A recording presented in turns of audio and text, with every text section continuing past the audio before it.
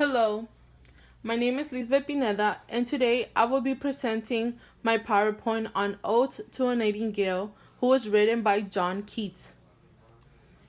Who was John Keats? John Keats was an English poet that was alive during the 18th century. He was a second generation romanticist, meaning he did die at a young age due to tuberculosis. Most of his poetry expressed his philosophical beliefs. How did he contribute to the Romanticism era? As you may know, the Romanticism era was during the 18th century, 1770 to be exact. It started during the French Revolution and it ended in the Civil War. Many themes of his poetry included his philosophical ideas, immortality, dreams versus reality, and him having a conscious mind. And, being conscious about, reality and dreams and philosophy. The poem. The theme of this poem was immortality and mortality, facing death. Its meter is iambic pentameter, and the rhyme scheme is A B A B C D E C D E, which in many cases it seems to be that his odes follow this rhyme scheme.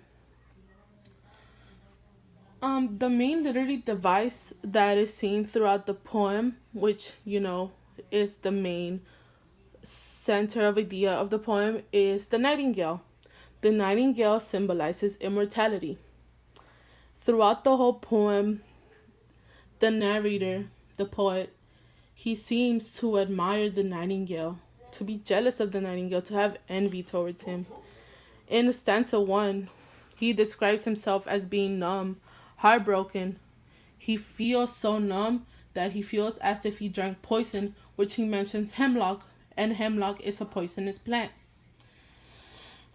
He feels as he cannot be happy. He feels that happiness does not last forever. In the second stanza, draught of vintage. As one may know, vintage refers to alcohol. He feels and wants alcohol.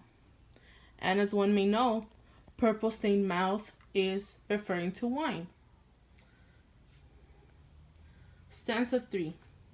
He holds envy towards the nightingale. He starts talking to him, He starts saying that the bird, he doesn't have to worry about diseases or going old, growing gray hair.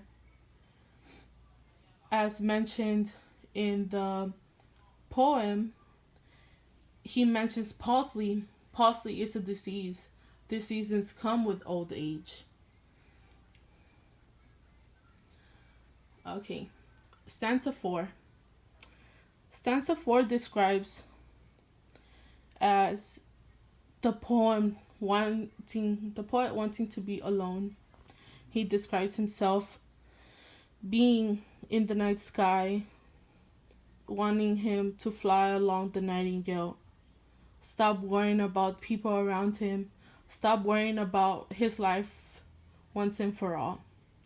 In stanza 5, he talks about being in a dark and lonely forest, not being able to see the ground. He sees himself as being lost and alone and in pain.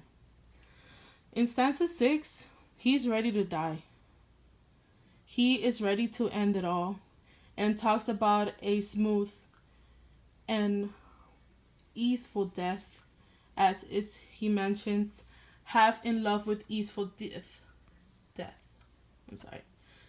Easeful death. He wants to consume excessive amounts of alcohol, as seems to be the easiest way to kill himself.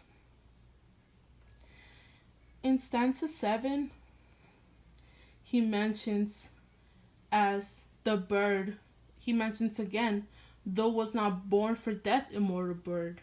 That's where we know that he refers the nightingale as being immortal, not facing death. But this is not true with humans. Humans have to face the reality of dying and have to accept the fact that life ends one way or another. People have to worry about diseases, old age, have to worry about all these other things that the bird does not have to worry about. He comes to the conclusion that, and well, the poet accepts the fact that he will die eventually. In the last stanza, he pulls himself together and comes back to reality. He mentions that he doesn't hear the nightingale anymore. He doesn't hear its voice, its sound. He doesn't know whether he's awake or if he was dreaming this whole time. He thought as because he was in so much pain, he was so numb. His heart ached, as mentioned in the first stanza. He mentioned that forlorn in the last stanza. This meant it sounded like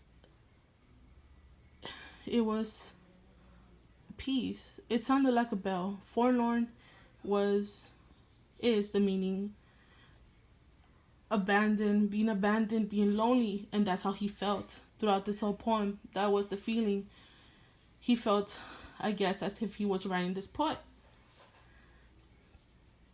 The overall theme of this poem is that he needed to face the fact that he was going to die, and that no matter what he felt or was going through, because he was feeling numb and his heart was aching, one must face the fact that they're going to die eventually. And if you did not know how the nightingale sounded, I'm sorry. Here's a video clip of the nightingale sound.